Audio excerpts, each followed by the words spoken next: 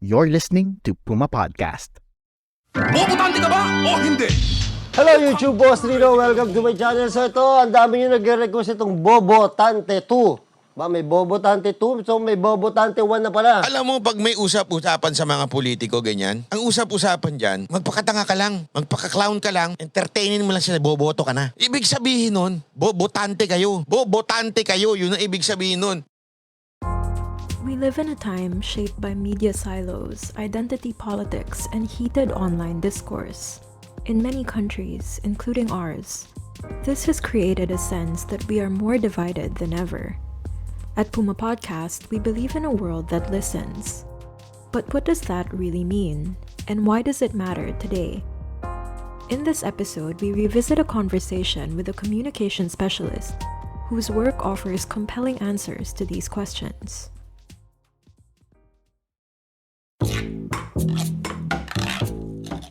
Hi, I'm Oya Arriola, Principal Consultant at Wise Owl, a strategy firm specializing in communication for social change.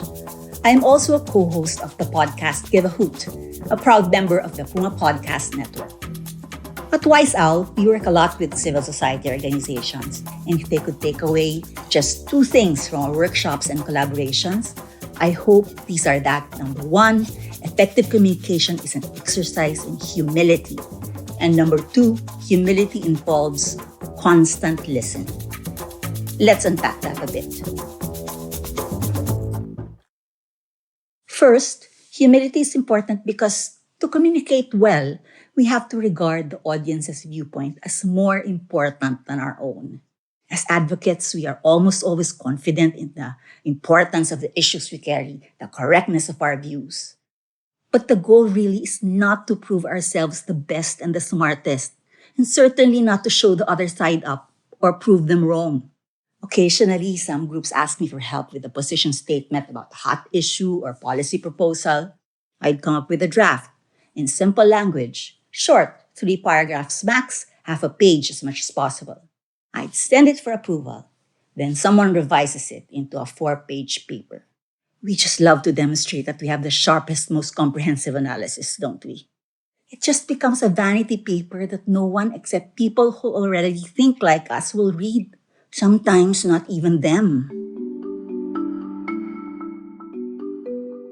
Communication for social change is all about persuasion and to convince our audience towards our point of view and to spur them to action even. We have to leave our ego at the door. Now, many of us are thinking, at this time of fake news and disinformation, we have to push the facts about a specific issue so that our audiences can make an educated opinion, which would of course be in line with our side. But while countering disinformation is important, that objective will require a totally separate campaign. For communication about social change issues, facts by themselves are not sufficient to persuade. As the Center for Story-Based Strategy says, quote, having the facts on our side and defining our policy proposals are very important.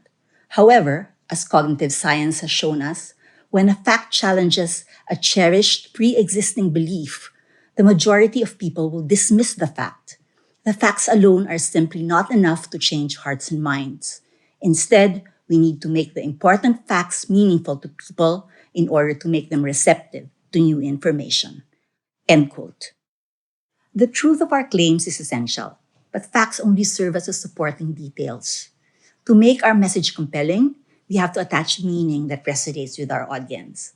And to do that, we have to start with what's important to them, what their concerns are, what moves them, who influences them, their viewpoint. Getting that, and therefore really getting them, is key. Which brings us now to the second point. A crucial skill in communication is listening. Through surveys and focus group discussions, yes, but also by being where your audiences are, by talking to them on the ground, listening to them on social media, and the like.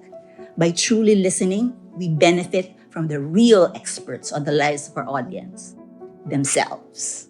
And gaining a deeper understanding of who they are will serve you well at every stage of communication. As you design, you plan, you execute, and you assess your campaigns. Your messages will become more resonant without having to water it down, in air quotes, to your audience's level, air quotes again. You will be able to use frames and stories that make them immediately receptive to what you want to say. You will be interacting with them in relevant channels and events.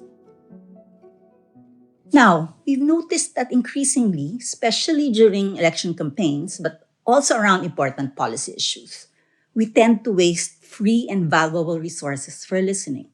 I'm talking about market research results that firms like Pulse Asia and Social Weather Station come out with. So many useful insights and lessons can be learned by analyzing the data.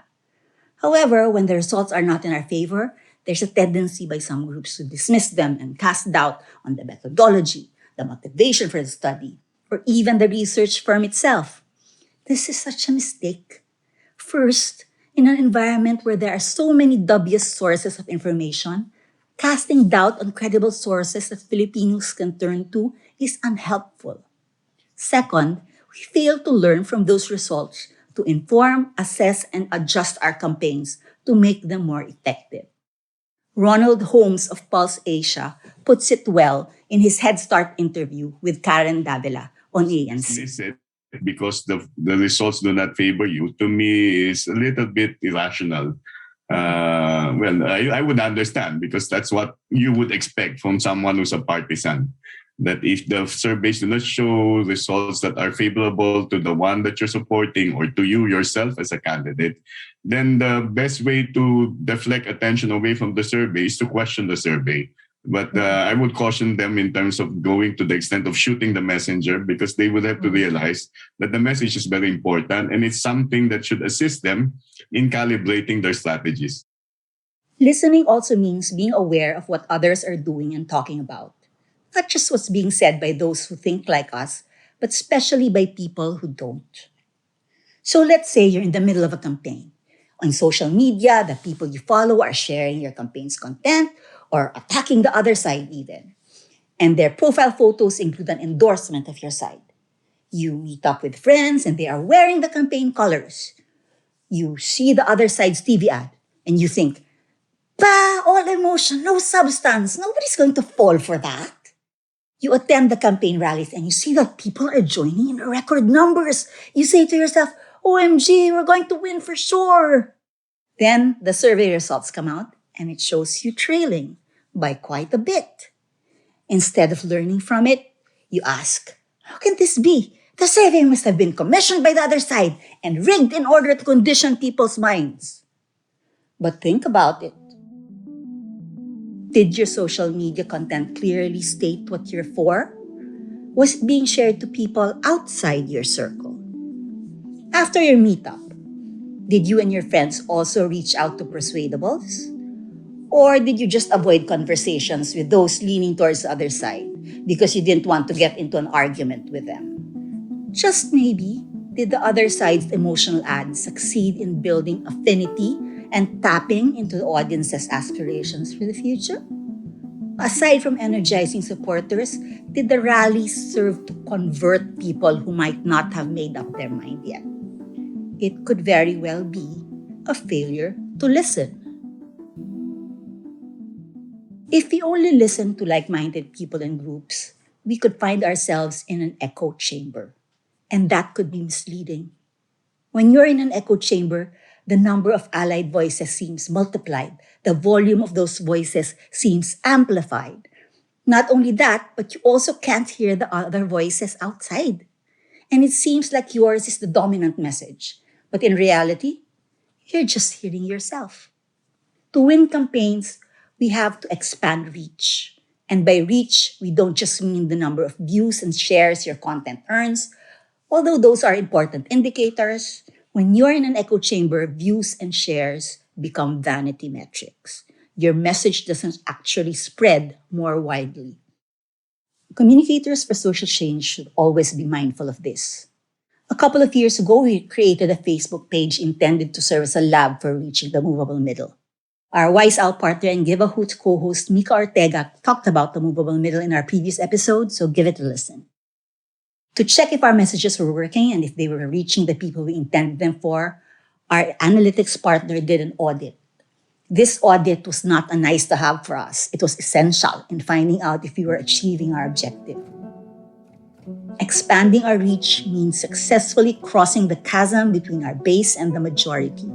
There are strategies you can employ to do this, which do not require an impossibly large amount of money to carry out. What is crucial is humility and the ability to listen. Wise Owl offers workshops on these strategies and other topics I discussed in this episode. So if you're interested in learning more, shoot us an email. And that was today's episode of Teka Teka. This episode was written and hosted by Oya Arriola, co-host of the Give A Hoot podcast. It was produced by Jill Caro, with editorial support from Veronica Uy and edited by Pidoy Blanco.